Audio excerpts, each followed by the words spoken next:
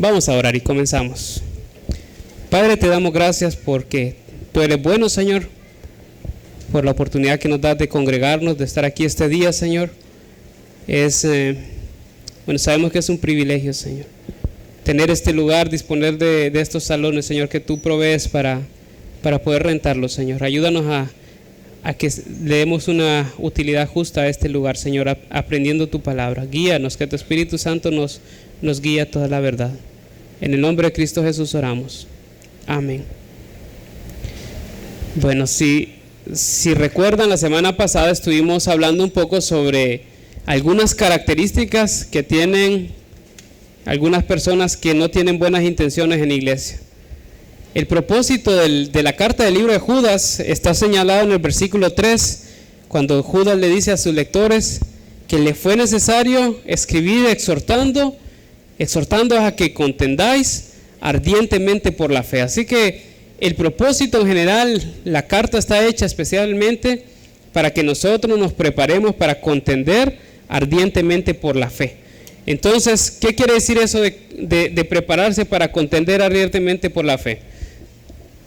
Es necesario entender que ninguna persona se va a preparar para defenderse cuando no observa ningún tipo de peligro, ¿verdad? Si nosotros no observamos ningún tipo de peligro, entonces nosotros no nos vamos a preparar para defendernos, sino que nosotros podemos llevar una vida muy relajada. Pero si nos damos cuenta que hay un peligro inminente hacia nosotros, y si nosotros podemos prever ese peligro, entonces nosotros tomamos las medidas necesarias. Por decir así, yo estoy seguro que ninguno de los que estamos aquí se animaría a vivir en una casa en que las puertas no tengan cerrojos, donde cualquier persona pudiera entrar y salir en cualquier momento. ¿Por qué? Porque sabemos que existe un peligro de que alguien puede entrar a nuestra casa y hacernos daño, por tanto le ponemos cerrojos. Y mientras más cerrojos tenga, pues nos sentimos más seguros, ¿verdad? Nos preparamos para estar listos para defendernos ante cualquier acechanza de maldad que haya. Bueno, nosotros en la iglesia, y algo que nos está enseñando Judas, es que hay un peligro inminente para la iglesia. Este peligro no es un peligro que ha comenzado y que se ha desarrollado a partir de estos últimos años, o que nosotros podríamos decir, no, esto comenzó hace 20, 30 o 50 años. Estamos hablando de algo que en el tiempo que todavía estaban los apóstoles ya se mencionaba como un peligro real. El hecho de que llegara alguien y entrara a la iglesia y tratara de enseñar una doctrina equivocada, ¿verdad? Una falsa doctrina, a lo que nosotros le podríamos llamar falsos maestros. Falsos maestros que vienen a la iglesia y que tienen el propósito de entrar y destruir la iglesia, ¿verdad? Y como decía el versículo 4, hombres, personas que entran de una manera encubierta, ¿verdad? Y Jesús decía, vendrán lobos vestidos de ovejas. Y Pablo cuando se despidió de la iglesia de los Efesios en Mileto, les decía, vendrán después de mí lobos rapaces, que no perdonarán al rebaño. Entonces, ante tantas advertencias, ante tanta claridad para la iglesia de que tenemos que prepararnos, es justo para nosotros que tomemos un tiempo para estudiar este tipo de libros, ¿verdad? Como el libro de Judas. Entonces nosotros vamos a encontrar aquellas pistas, por decir así, que nos van a permitir estar listos e identificar cuando estamos en peligro. La semana pasada hablábamos de algunas características que tenían estas personas, ¿verdad? Entonces mirábamos que eran personas que presumían tener una relación especial con Dios. Hablábamos de personas que su testimonio personal no era adecuado para la posición que tenían como maestros de la palabra en la iglesia. Y también mirábamos que eran personas que no se someten a las autoridades, sino que ellos van haciendo las cosas a su manera, y especialmente personas que hablan de una manera irracional, digamos así, ¿verdad? Asumiendo tener una facultad especial sobre Satanás, sobre demonios, cuando Judas decía, ni el mismo arcángel Miguel se atrevía a proferir palabra de maldición en contra de él. Entonces, este tipo de conducta o este tipo de características permite que nosotros podamos identificar de una manera clara quiénes son aquellas personas que pueden poner en riesgo nuestra iglesia, ¿verdad? Y nuestra sociedad, sabemos que nuestra sociedad está lleno de muchas personas que encajan en este tipo de características. Así que hoy vamos a ver y vamos a continuar viendo algunas características más que nos permitirán identificar a una persona que quiera entrar en la iglesia, como decía Jesús, como un lobo rapaz que quiera devorar al rebaño. Así que vamos a ver entonces el pasaje que tenemos para estudiar hoy son los versículos Judas capítulo 1 versículos 11 al 16. Entonces, si gustan, nos podemos ubicar en el libro de Judas y vamos buscando versículo 11 y vamos a ir leyendo poco a poco. Y vamos a encontrar hoy cinco nuevas evidencias o 5 características que reflejan que alguien es una persona que quiere introducir doctrinas falsas a la iglesia. Entonces, vamos a leer versículo 11. Vamos a leer desde el versículo 10 para tener un poco de contexto, uniendo lo que vimos la semana pasada. Dice: pero estos blasfeman de cuantas cosas no conocen, y en las que por naturaleza conocen se corrompen como animales irracionales.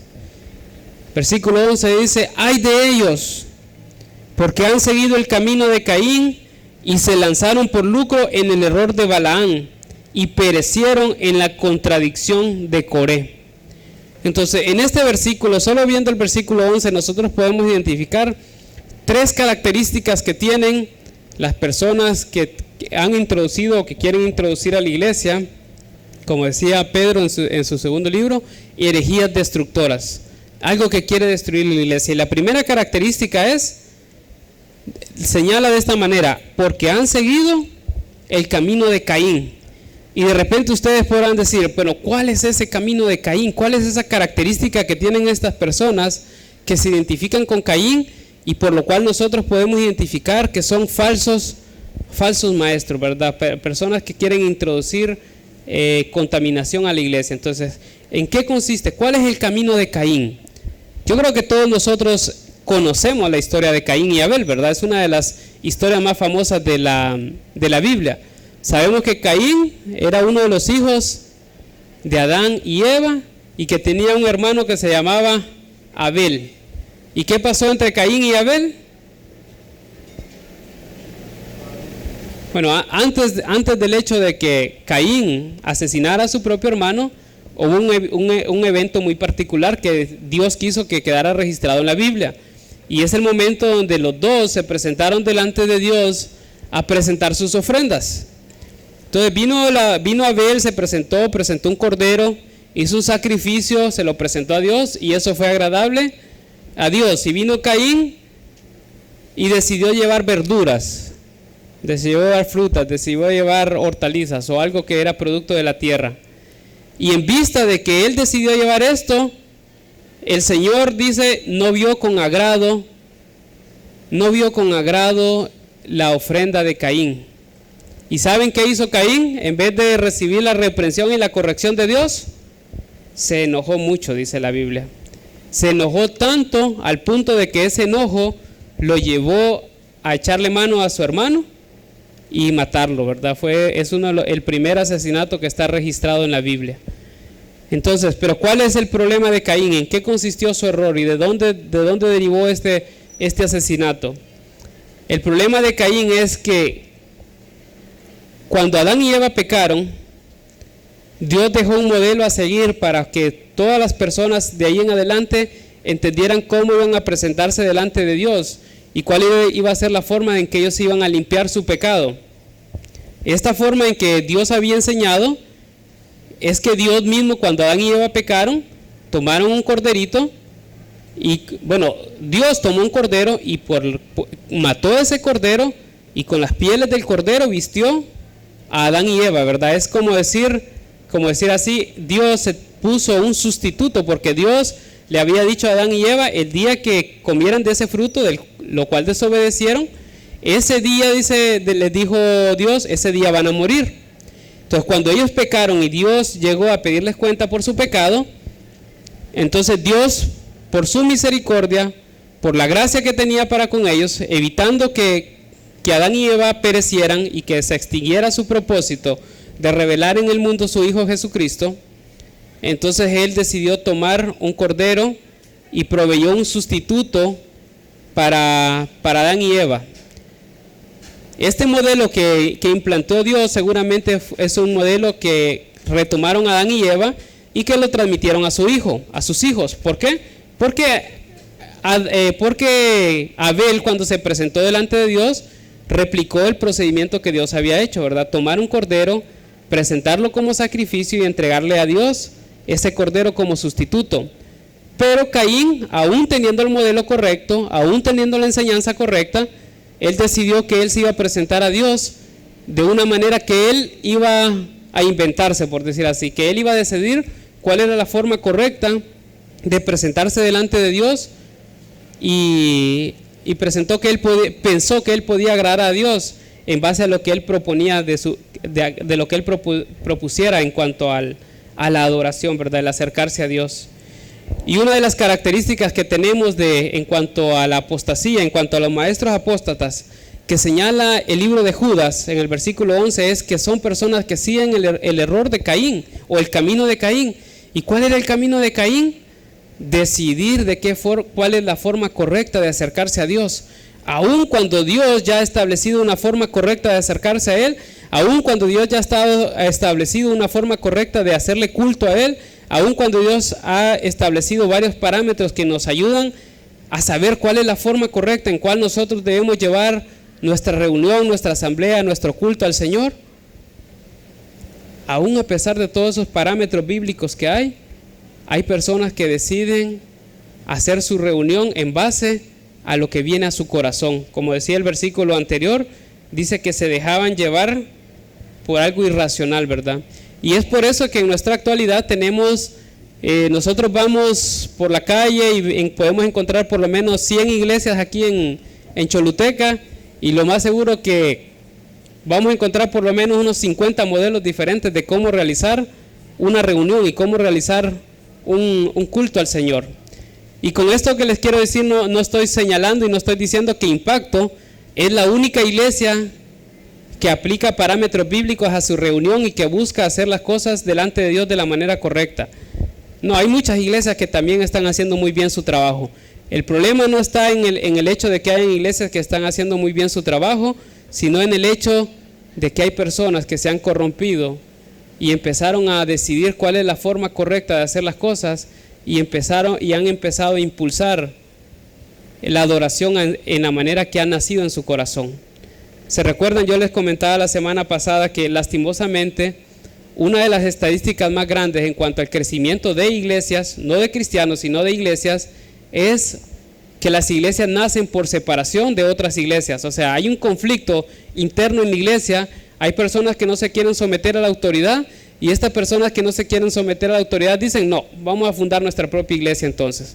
Entonces nace una nueva iglesia, y empieza una nueva iglesia a regirse por aquello que llega a la mente de la persona que decidió separarse de la iglesia original en la que estaba y empezó a impulsar su propia obra, ¿verdad? Ese es el camino de Caín. Personas que deciden cuál es la forma correcta de acercarse a Dios. Y por eso es que hoy vemos en nuestra sociedad demasiados modelos diferentes de adoración, de realizar el culto.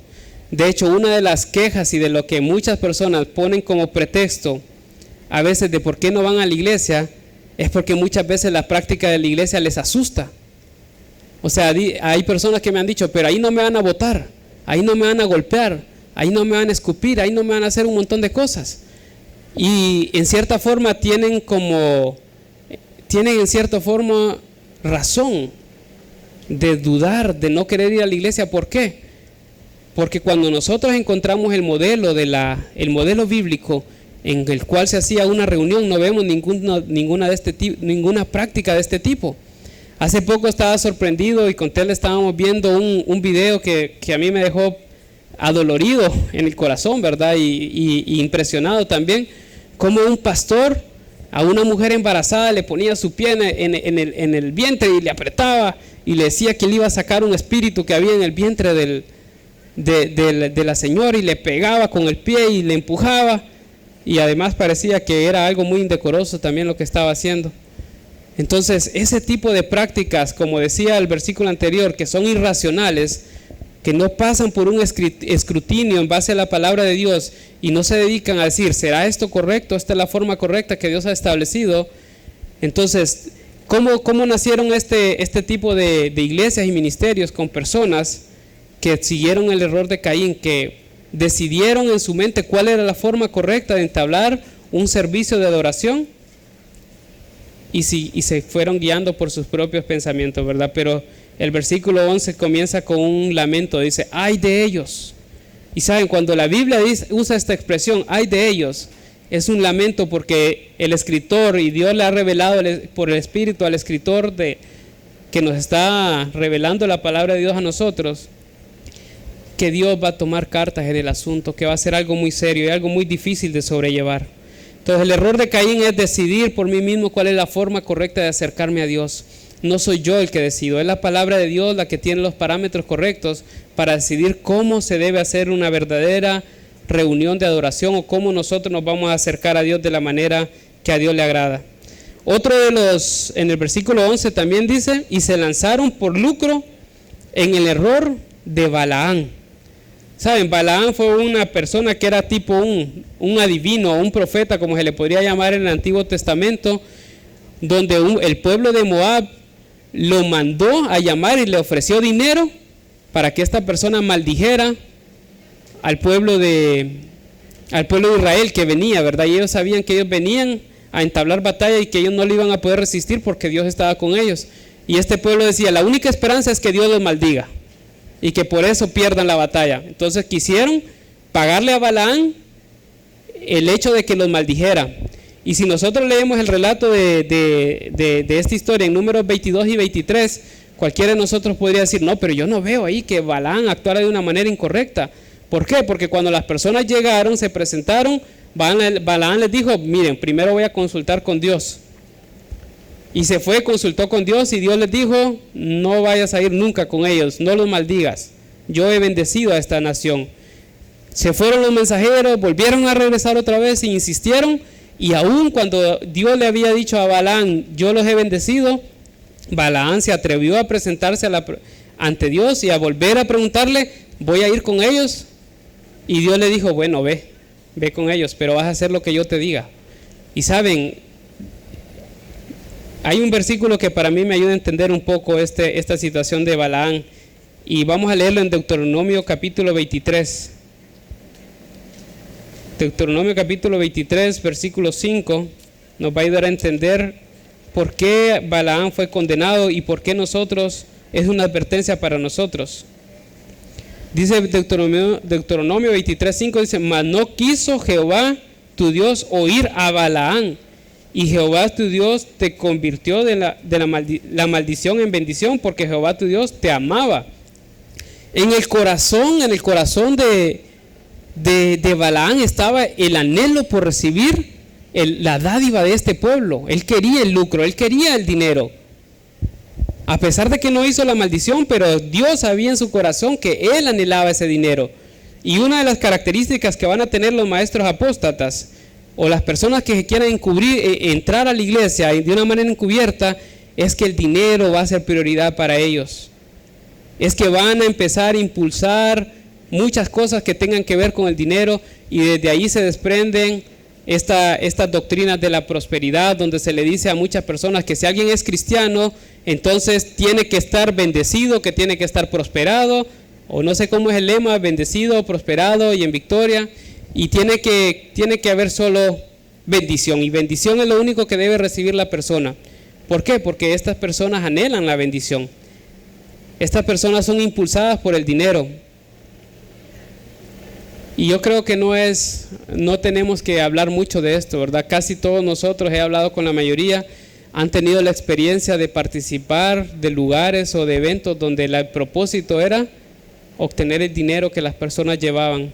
Y se impulsa mucho la recolección de ofrendas, y se impulsa mucho lo que es pactos con Dios por medio del dinero, y se le afirma a las personas que si ellos pactan, si dan una cantidad, aunque no la tengan, Dios les va a retribuir con otra cantidad. Y el enfoque central de estas personas es el dinero.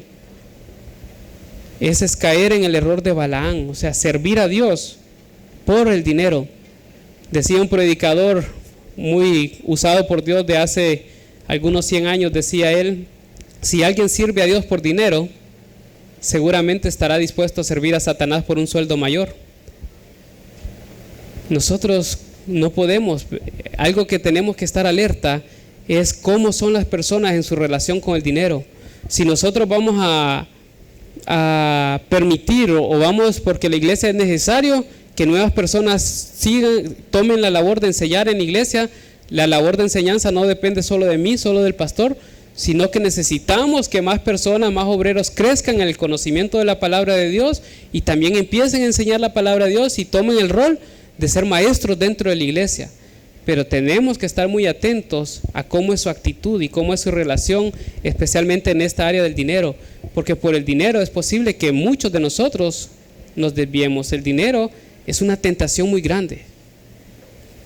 Algo que tenemos nosotros como iglesia, por el cual nosotros tratamos de protegernos de eso, es que las personas que trabajamos en iglesia tenemos un sueldo asignado, por tanto, aunque las ofrendas crezcan, nuestros ingresos no van a crecer. O sea, la iglesia podría estar ofrendando millones y eso no implica que el sueldo del pastor o el sueldo de Ariel o alguna persona que trabaje en la iglesia va a cambiar porque hayan más ofrendas en la iglesia.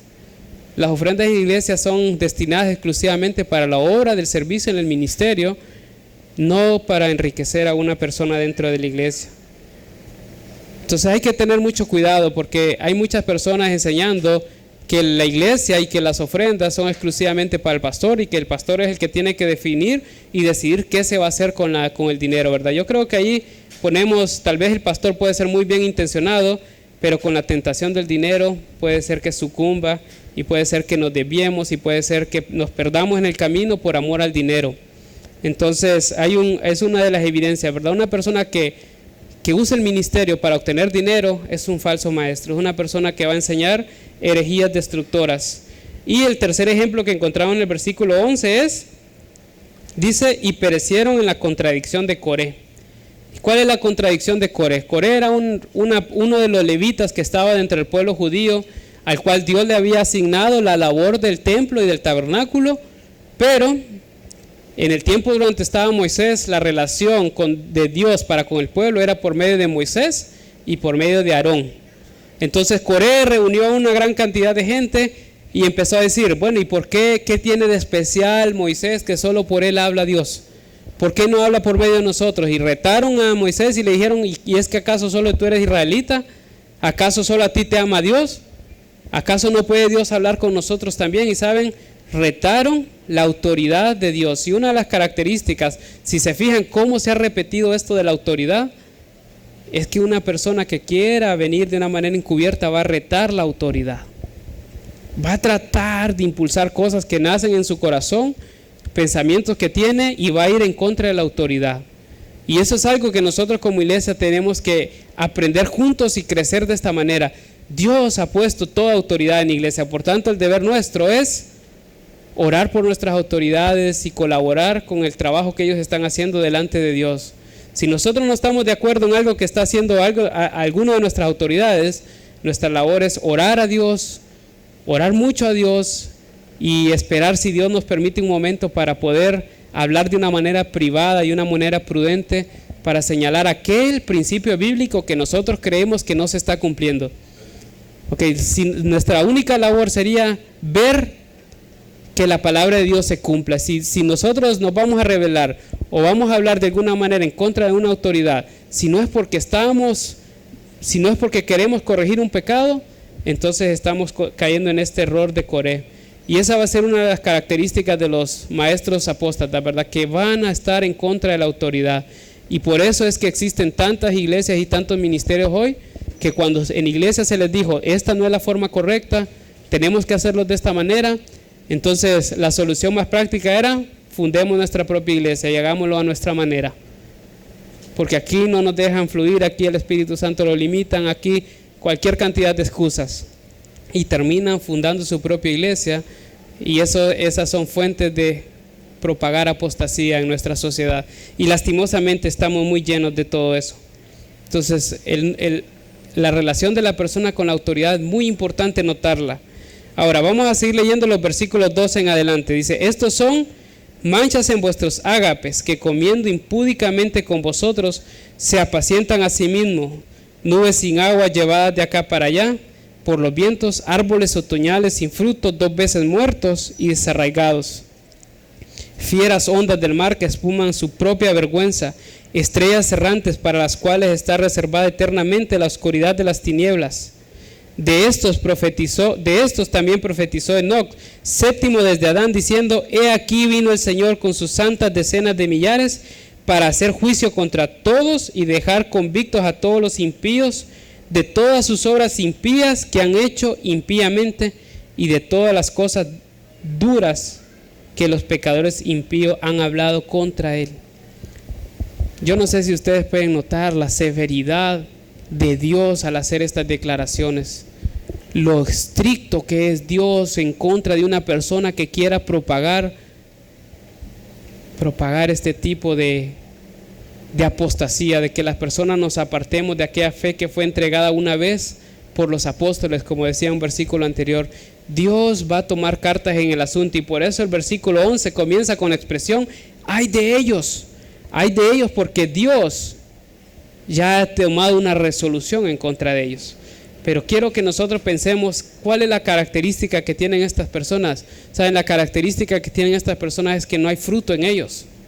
No hay un fruto en base a lo que es la palabra de Dios, ¿verdad? No estoy hablando de llenar estadios o llenar lugares, sino hablando de fruto verdadero. ¿Saben? Yo en algún momento también estuve relacionado y fui parte y colaboré y serví y viví bajo un modelo no bíblico, le voy a decir así, de servir al Señor. Y según nosotros estábamos haciendo cosas grandísimas, hacíamos eventos, retiros, y llegaba un montón de gente, y según nosotros estábamos impactando y cambiando la vida de las personas. Pero saben, nunca les hablábamos de la palabra de Dios. Todo se basaba en experiencias, en algunas cosas míticas, y se leía un versículo, solo era como un trampolín para impulsar aquello que se deseaba. ¿Y saben cuál es el fruto que yo he observado de todo ese trabajo en el cual participé por algunos años? 0. Casi todas las personas que participaron y tenían gran motivación están ahora peor o igual que antes. ¿Por qué? Porque nunca hubo algo real en sus vidas. Nunca aquello que se impulsó en ellos fue en base a la palabra de Dios, fue en base a experiencias y sentimientos y emociones. Por tanto, no hay frutos, porque las emociones se van, las experiencias no son lo mismo para cada persona. Cada persona varía y en sus experiencias somos diferentes. Por tanto, mi experiencia no necesariamente va a aplicar a otra persona. No nos basamos en la palabra de Dios, y eso hizo que nosotros no tuviéramos fruto. Si preguntan dónde están esos ministerios ahora, pues ahí están, pero siguen con totalmente gente diferente. La gente que estuvo hace 8 o 10 años ya no está. Hoy cada quien está haciendo lo suyo. ¿Por qué? Porque no hay un modelo de discipulado, no hay un modelo de liderazgo, no hay algo en aquello que se note que se ha invertido el tiempo y que se ponga un fundamento sólido que a pesar de las dificultades, a pesar de las luchas, va a permanecer. Saben, lastimosamente este tipo de ministerios y este tipo de organizaciones depende mucho de la figura del líder, y cuando el líder cae, todo el ministerio está tumbado, todo lo demás se cae. ¿Por qué? Porque al no haber fruto, no existe una persona capaz de asumir el rol y la responsabilidad que estaba llevando otra persona. O lo asume y fracasa porque no sabe cómo hacerlo, porque nunca se invirtió tiempo y nunca se sembró en una persona que pudiera continuar la labor. Algo que quisiera animarles, que nosotros como iglesia no descuidemos el discipulado.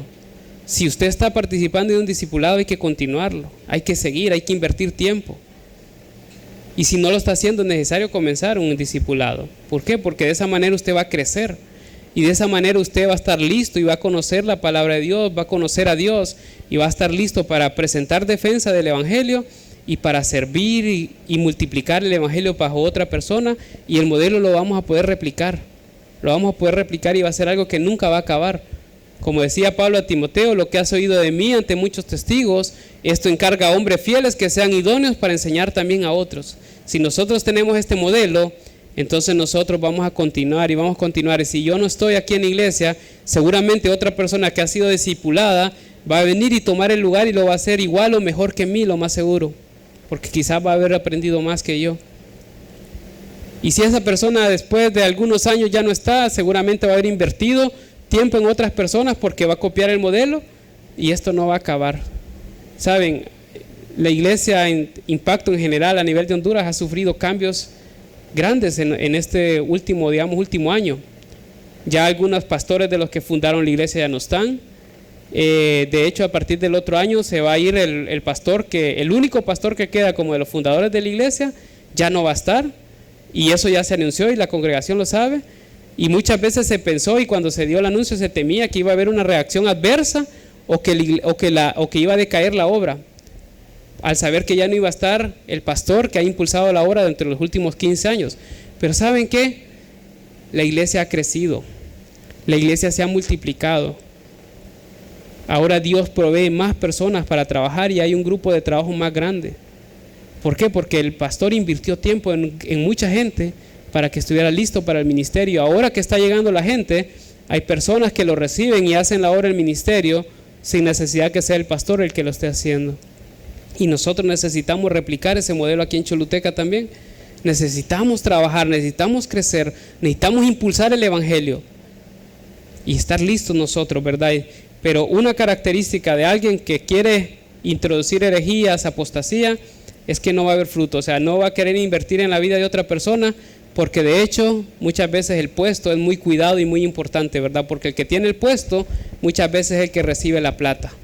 Entonces esos puestos se cuidan mucho, parece como una empresa y pareciera mentira, pero así sucede.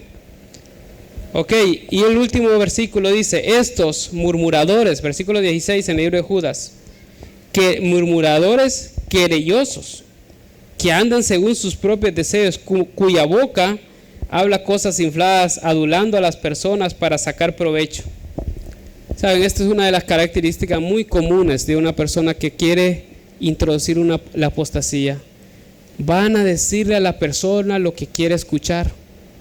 Y nosotros vamos a llegar a una iglesia donde entrada nos van a decir que Dios me quiere bendecir, que Dios me quiere prosperar, que Dios me quiere levantar, que Dios me quiere engrandecer, y utilizan algunos pasajes de la Biblia para apoyar sus enseñanzas, y utilizan un pasaje que está en Deuteronomio 28 que dice que Dios le decía a Israel que ellos han sido puestos para ser cabeza y no cola, y le replican esta promesa como que si fuera para nosotros y nos dicen usted va a ser cabeza, usted no va a ser cola, Dios lo va a engrandecer. Y saben, dicen aquello que nuestro corazón anhela escuchar. ¿Qué persona no quiere decir que no quiere escuchar que se le va a engrandecer, que se le va a prosperar, que va a estar arriba, que va a estar en el top, que va a ser la cabeza? Eso es lo que nuestro corazón anhela escuchar siempre. Pero si leyeran cuidadosamente el capítulo 28 de Deuteronomio, esa promesa está condicionada a que si una persona cumple toda la ley, Dios va a hacer eso. Si una persona se somete a Dios y cumple toda la ley y obedece todos los mandamientos, Dios va a hacer eso. Y si no lo somete, dice que va a ser puesto como servidumbre a los demás. ¿Y saben qué somos nosotros? Somos un conjunto de personas que no hemos obedecido la ley. Y lo que debería decirnos alguien es: usted va a ser puesto por servidumbre, por ser infiel a Dios, por ser desleal a Dios, por haber desobedecido sus mandamientos. Pero sabe, si no hay alguien que nos habla de esa manera, nosotros no vamos a dejar nuestro pecado. Si no se nos dice, alguien no nos debe hablar lo que queremos decir. Nosotros necesitamos escuchar aquello que Dios quiere que nosotros escuchemos. Como le decía Dios a Isaías, le decía: ve, clama a grandes voces, declárale al pueblo su pecado, háblales de su pecado. ¿Por qué? Porque Dios quería que la gente se apartara del pecado. El propósito de Dios es santificarnos, no engrandecernos en la tierra. El que debe ser engrandecido es Cristo. Pablo decía, aunque fue una de las personas que impulsó el evangelio alrededor del mundo, él decía: yo soy el más pequeño de los apóstoles, no soy ni siquiera digno de ser llamado apóstol, no lo merezco, soy un pecador. Él entendía que quien debería ser engrandecido era Cristo y no nosotros. Una característica de las personas va a ser que quieren adular a las personas para sacar provecho. Nunca le van a decir esto simplemente porque están interesados en su vida. Le van a decir esto porque algo pueden recibir de usted, porque algo quieren recibir, porque algo usted puede ofrecer. Y yo me podría pasar una hora más contándole las historias de cómo gente ha dado escrituras de casas, ha dado carros, ha dado un montón de cosas, y me dicen, pero a mí me lo quitaron todo, me quedé sin nada y sin las bendiciones, y después más bien esos pastores se perdieron. Saben, esas son cosas comunes. ¿Y cómo comenzó? ¿Cómo le llegan a convencer a alguien de que de las escrituras de su casa? Pues tienen que haber sido muy astutos para hablarles. Tienen que haberles, como decimos nosotros, endulzado mucho el oído, de tal manera que cedieran a algo tan grande, ¿verdad? Es una característica de los falsos maestros, que le van a decir lo que usted quiere escuchar. En vez de decirle la palabra de Dios, van a hablar con usted aquello que usted quiere escuchar. Y yo quisiera concluir esta parte, porque desde el versículo 17 en adelante, lo que vamos a ver la otra semana, ahorita estábamos viendo, por decir así, la estrategia defensiva, cómo nosotros nos vamos a proteger, pero desde el versículo 17 en adelante dice cómo nosotros vamos a avanzar, cómo nosotros vamos a ganar, cómo nosotros vamos a no solo detener la apostasía, sino que vamos a impulsar la fe verdadera. Y yo que esperaría que todos estuvieran aquí el próximo fin de semana y que continuáramos con este estudio. Pero para terminar hoy quiero decirles algo. Pablo, escribiendo en la carta de los Efesios, una ilustración tomada del matrimonio para entender quién es Cristo y qué es la iglesia, dice en Efesios 5, capítulo 5, versículo 25, está dando una orden a los esposos, ¿verdad? Pero utilizando algo que ya es conocido en cuanto a Cristo. Dice: maridos, amad a vuestras mujeres, así como Cristo amó a la iglesia y se entregó a sí mismo por ella, para santificarla, habiéndola purificado en el lavamiento del agua por la palabra, a fin de presentársela a sí mismo una iglesia gloriosa, que no tuviese mancha, ni arruga, ni cosa semejante, sino que fuese santa y sin mancha. ¿Saben? Cristo se entregó a sí mismo por la iglesia, y Él anhela recibir una iglesia que sea pura y sin mancha. Nuestro deber de contender ardientemente por la fe es que nosotros queremos que cuando Cristo venga encuentre la iglesia pura y sin mancha. No queremos que sea una iglesia la que Cristo nos encuentre manchados, a la que Cristo encuentre con sus vestiduras arrugadas, con sus vestiduras pisoteadas. Que no tengamos el atavío de una novia esperando a su esposo de una manera digna. Y es por eso que nosotros no podemos permitir que la apostasía crezca y se promueva ni dentro de nuestra iglesia ni fuera de nuestra iglesia. Y vamos a ver la próxima semana cuál es nuestro deber al conocer y al ver y observar estas manifestaciones de apostasía, tanto en la iglesia como en nuestra sociedad. Cristo viene, dice, se entregó a sí mismo por ella para santificarla, para purificarla, para presentársela a sí mismo. O sea, Cristo está preparando a su novia para que esté espléndida. Nosotros somos esa novia. La iglesia de Cristo es la novia que va a ser presentada a Cristo cuando Él venga a recibirnos, y Cristo quiere hallarnos relucientes, resplandecientes. Pero eso no quiere decir que estemos engrandecidos. Eso quiere decir que nosotros estemos viviendo una vida santa, sin pecado, en base a la fe, apartado del mal, no permitiendo la apostasía. Y eso es nuestro deber para nosotros, para nuestra iglesia, estar listos para presentarnos delante de Dios como una iglesia pura y sin mácula. Vamos a orar. Acompáñame a orar, y que sea Dios quien siembre y que permita que esto quede en nuestro corazón, que permita que el hecho de que nosotros nos preparemos para luchar contra la apostasía es porque queremos presentarnos de una manera digna delante de nuestro Dios. Padre, te damos gracias porque tú nos has amado. Nosotros no somos buenos, Señor, nosotros somos perversos, somos malos, Señor. En nuestro corazón, lo que viene en nuestro corazón es perversidad, Señor. Solo buscamos nuestro propio bien, buscamos nuestros propios intereses, Señor, y esa es la verdad de nuestro corazón. Pero te rogamos, Señor, que tú, Padre Santo, obres en nosotros, Señor, obres en tu iglesia, Padre Santo, obres en esta congregación, de tal manera que esta iglesia crezca de una forma pura y sin mácula, Señor. Frena nuestros pecados, Señor. Limítanos, Señor, y convéncenos de pecado, de tal manera que nosotros podamos presentarnos delante de ti, Señor, habiendo confesado nuestros pecados y viviendo una vida digna delante de ti, Señor. Gracias por tu Hijo que murió en una cruz por nosotros. Gracias por tu Espíritu Santo que obra día a día en nosotros, Señor, llevándonos a la santidad y haciéndonos parecer cada día más a Cristo, Señor. Damos gracias por tu obra. Oramos en el nombre de Cristo Jesús. Amén.